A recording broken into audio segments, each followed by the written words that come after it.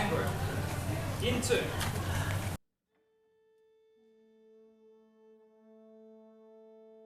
What attracts me to Peter Sculthorpe's Mangrove piece is it's obviously a nice modern Australian piece, which is really exciting to play. It's got a good trumpet part, which obviously is always enjoyable. In fact, it starts with a solo trumpet part. And the rhythms are really interesting.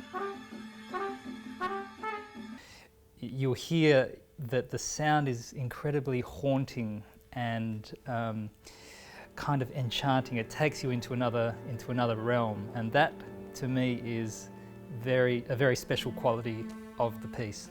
The composer writes in a slight echo effect written into the music, so you get this feeling like you're in a very vast hall, even though you're not. The illusion's created by the cellos. For some people it sounds like Mangroves, but when Peter wrote it, that probably wasn't his main concept. So there's a lot of different concepts about the piece. But for me, I'm from North Queensland, I've spent a bit of time out in the Mangroves, so I get the feeling of that sort of open space when I listen to the music. I quite enjoy the piece. There's some interesting movement between the melody where they play slightly behind each other, and it gives it quite an ethereal type of feeling. It's so textural, and as a percussionist that's what we're really there for in the orchestra, is to provide the texture and sort of the icing on the cake really to pieces of music. And there's so much going on in this piece, there's so many different sections, there's lots of different feelings and emotions that go through the music. The rhythms are quite difficult and they're quite disjointed, so we have to often play off the beat, and there's two of us on congos, one on the bongos, but we have to play exactly the same time, start at the same time, at a slightly off rhythm. And we have very different dynamics to the rest of the orchestra, so it's been quite challenging to get us sort of cohesive and sort of working together. The passage where we have to play and then echo each other, and it's written just as one line of music, and you have to sort of really be listening out to your colleague, my fellow trumpet player, who's got to play just a bit behind me.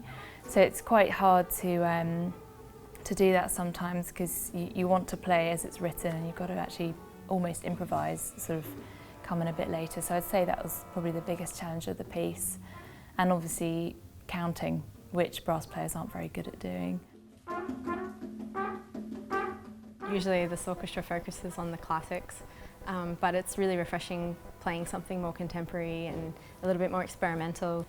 In the string section we get to play things with insect noises and bird noises and all sorts of different things that you don't normally get to play. You have to figure out a way to make those sounds on your instrument that you don't really necessarily find in regular notation or technique.